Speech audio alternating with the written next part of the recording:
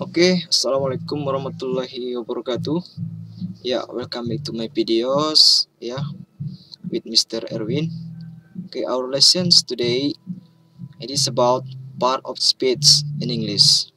Ya, uh, uh, uh, it used for my students, especially at Vocational High School Truna Parang Sedempuan.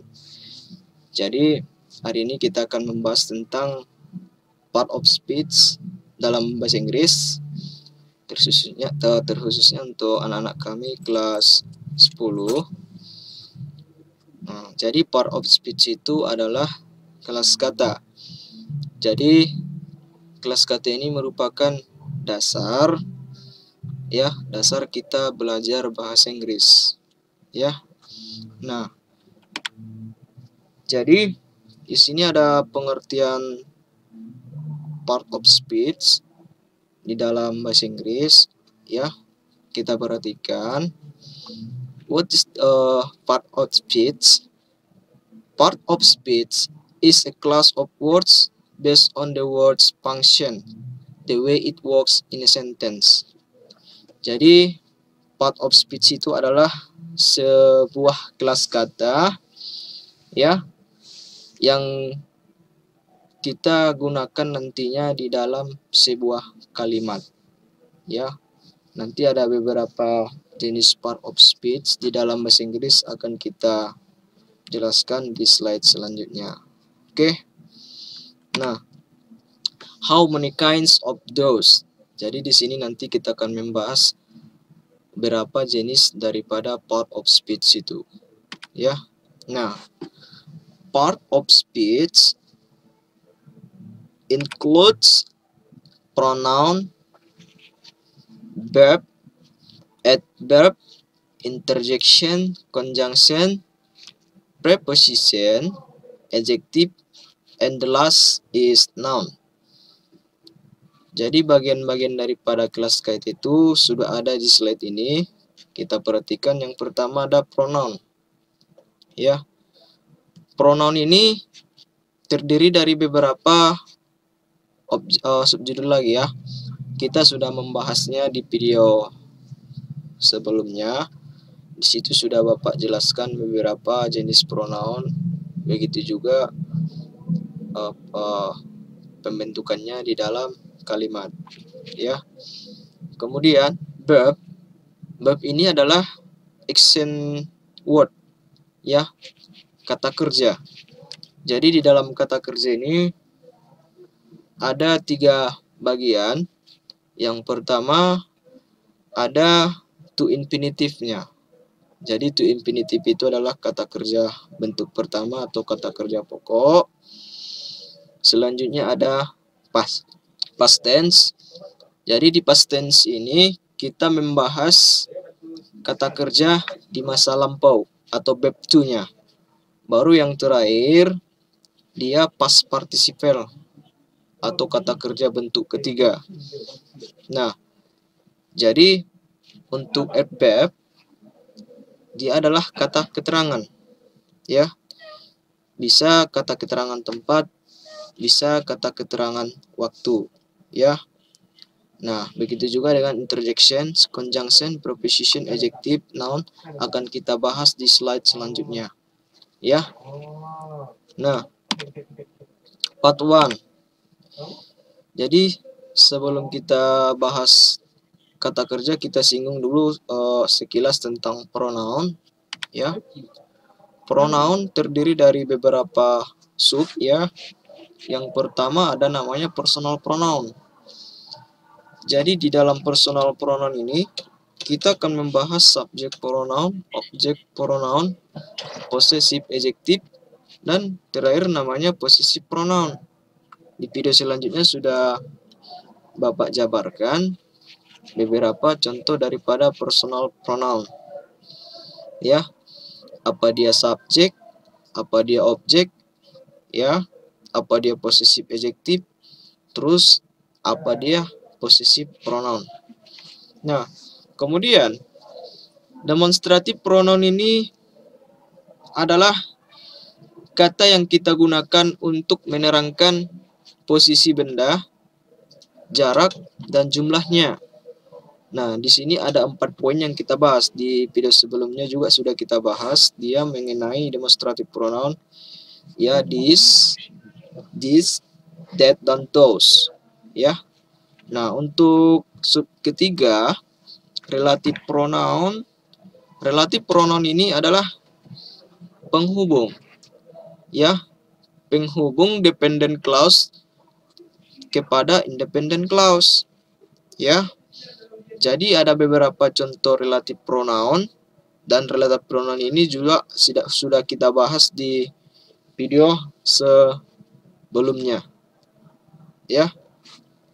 Nah, interrogative pronoun, ya, dia berbentuk question, ya. Interrogative pronoun berbentuk question. Di video selanjutnya juga sebelumnya sudah kita bahas mengenai interrogative pronoun. Jadi di sini saya singgung sedikit mengenai pronoun, ya. Jadi di sini yang dibahas mengenai sub-sub judulnya. Kalau pengertiannya secara umum dan secara khusus sudah dibahas di video sebelumnya. Oke. Nah, di sini kita akan bahas tentang noun atau kata benda, ya. Oke. Perhatikan di kolom ini. Noun is a word used to identify any of class of people, place, or things, and particular nouns, ya. Jadi kata benda ini adalah kata yang kita gunakan untuk mengidentifikasikan beberapa kelas manusia, tempat, atau hal-hal, serta kata benda tertentu. Nah, itulah dia pengertian noun secara umum, ya. Nah, jadi di sini ada beberapa kata benda, ya. Silakan kita perhatikan. Land, horse, shoes, store, hand, shoestring, like, textbook, bookshop, plate, spoon, broom, waterway. Ya, ini semua adalah kelompok daripada kata benda, ya, ataupun bagian daripada kata benda, ya. Nah, untuk contoh yang lain silakan dilihat di buku, ya, yang berkaitan dengan kata benda. Di situ banyak dituliskan contoh-contoh kata benda. Nah, contohnya, perhatikan. Your father even offer you land if you would come down here to stay. Ya. Jadi ayah kamu menawarkanmu tanah jika kamu datang di sini untuk tinggal, ya. Kemudian there was a horse at park. Jadi ada seekor kuda di taman, ya. Jadi horse ini adalah kata bendanya, ya. Dia mengidentifikasikan animal, ya. The lighthouse was built in 1993. Ya. Jadi di sini kata bendanya adalah lighthouse, ya. Kemudian my sister bought a new pair of shoes. Jelas kata bendanya di sini adalah shoes, ya. There is no plate here. Jadi kata bendanya adalah plate. There is no plate here. Tidak ada piring di sini. Oke. Nah, piring ini adalah mengidentifikasikan tentang particular nouns, kata benda tertentu, ya. Nah, kemudian slide seterusnya we will talking about verb and the meaning of verb. What is that? A verb is a word or a combination of words that indicates action or a state of being or condition. Jadi kata kerja itu adalah kombinasi daripada beberapa kata, ya. Nanti meaningnya akan berupa perbuatan, aksi, ya, sesuai dengan kondisi tertentu, ya. Nah, jadi di sini ada beberapa kata kerja, ya. Kita perhatikan do, make, get, use, say, go, take, know. Jadi semua ini adalah termasuk ke dalam kata kerja, ya. Oke. Nah, sekarang kita coba buat dia ke dalam sebuah kalimat, ya. Number one, that mechanic do some actions, ya. Almost of actress get their dress. Jack say to me about his achievement. Take some foods, please. You know me? Ya. Untuk nomor satu, kalau kita artikan ke dalam bahasa Indonesia, mekanik itu melakukan beberapa aksi. Jadi dunia itu melakukan. Ada aksi ataupun perbuatan di situ. Makanya dia dikatakan verb, ya. Kemudian untuk nomor dua, almost of actress. Sebagian besar artis, ya. Get their dress. Get, mendapatkan, ya. Mendapatkan itu adalah aksi ataupun perbuatan, ya. Untuk nomor tiga, Jack say to me about his achievement. Say, mengatakan. Jadi ada di situ perbuatan. Makanya say termasuk ke dalam kata kerja, ya. Jack mengatakan kepada saya tentang pencapaiannya. Take some foods, please. Take, ambil beberapa makanan, tolonglah, ya. Jadi take ini adalah aksi, ya, action verb istilahnya. You know me, kamu mengenalku. Jelas know adalah termasuk ke dalam golongan kata kerja. Oke. Nah, dan perlu diketahui kata kerja itu terbagi kepada dua bagian, regular and irregular verb. Nah, jadi di sini sudah saya gabungkan contoh daripada regular and irregular verb. Sekarang kita perhatikan. Nah, to infinitive itu adalah kata kerja bentuk pertama, ya. Kata kerja dasar. Nanti biar lebih jelasnya silakan dilihat di kamus. Nah, kurang lebihnya kolomnya seperti ini. Nah, to infinitive, there are some words here. Say, eat, see, awake, read, was, watch. Then, past tense, said, ate, saw, awoke, read, was, watch. Past participle from say, said, eaten, seen, awoken, read, was, watch.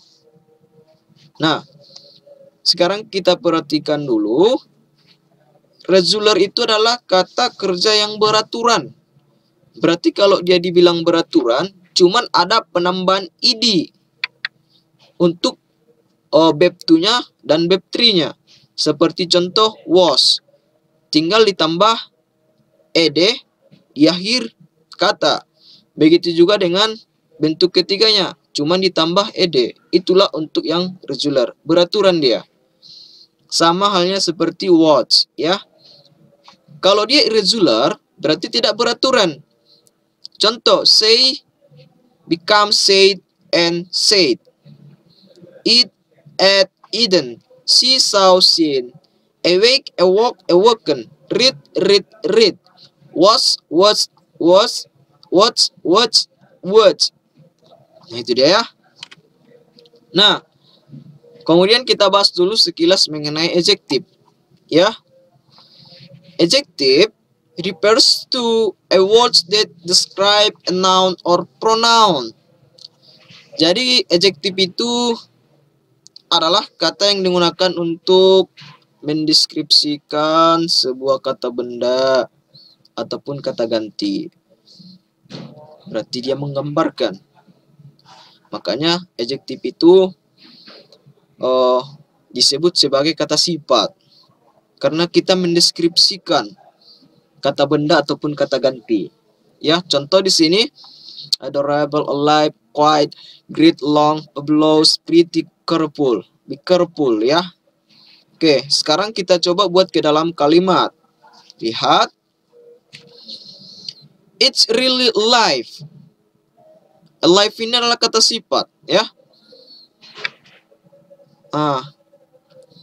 Jadi kalau kita artikan it's really alive.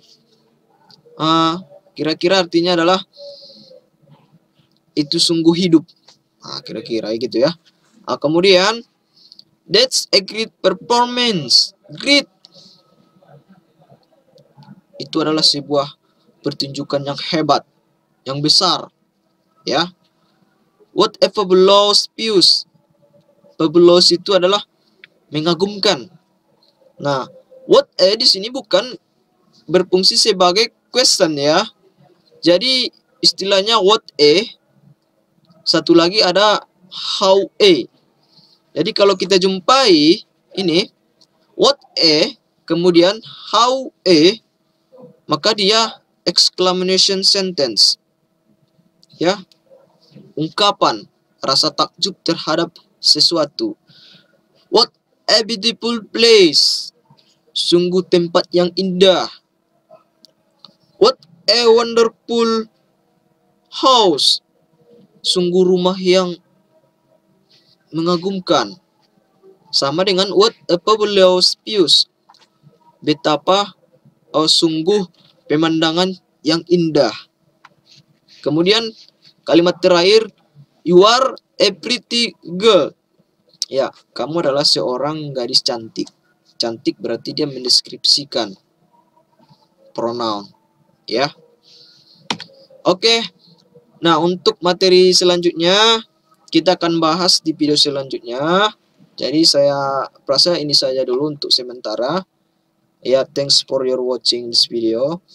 I hope you always come to my video for the features to avoid misinformation and miscommunication with me especially in English for the 10th grade students at Vocational High School Teruna Padang Sidempuan. Okay, see you next time. Assalamualaikum warahmatullahi wabarakatuh.